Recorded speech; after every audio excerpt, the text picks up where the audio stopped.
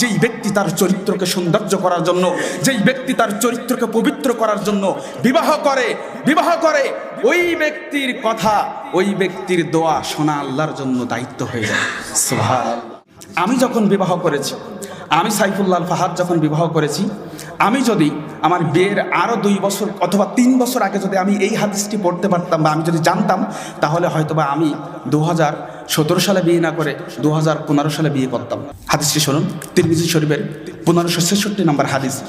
রাসূল সাল্লাল্লাহু আলাইহি ওয়াসাল্লাম বলছেন, পৃথিবীর মানুষ সালাসাতুন হাক্কুন আলাল্লাহি আউনুহুম, 3 শ্রেণীর ব্যক্তিকে সাহায্য করা আল্লাহর কর্তব্য হয়ে যায়। সুবহানাল্লাহ।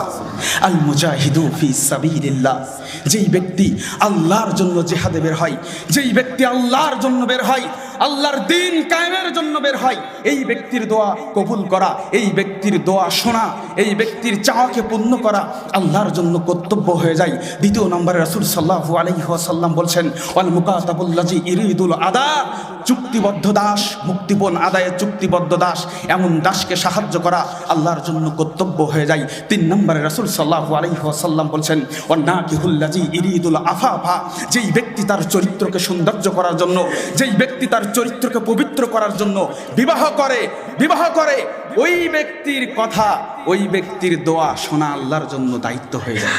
সুবহানাল্লাহ।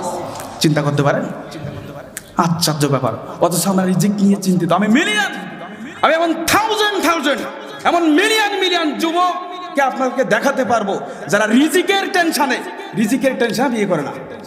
রিজিকের মালিককে, রিজিক দিবে কে? আল্লাহ। সুতরাং প্রিয় ভাই আমার, আল্লাহ রাব্বুল আলামিন যতগুলো কথা আমার বলার তৌফিক দান করেছেন, এই প্রত্যেকটি কথার উপরে আমাদেরকে আমল করার তৌফিক দান করুন। আল্লাহুম্মা আমিন। আল্লাহ রাব্বুল আলামিন কবুল করুন, ইউনাইট টিভিকে কবুল করুন। আল্লাহ রাব্বুল আলামিন আমাদের সম্পদ, এই জাতির সম্পদকে আল্লাহ রাব্বুল আলামিন কিয়ামতের উশারদাইকাল পর্যন্ত কবুল করুন। আল্লাহুম্মা আমিন। আকুলু কাওলি হাযা ওয়াস্তাগফিরুল্লাহ লি ওয়া লাকুম।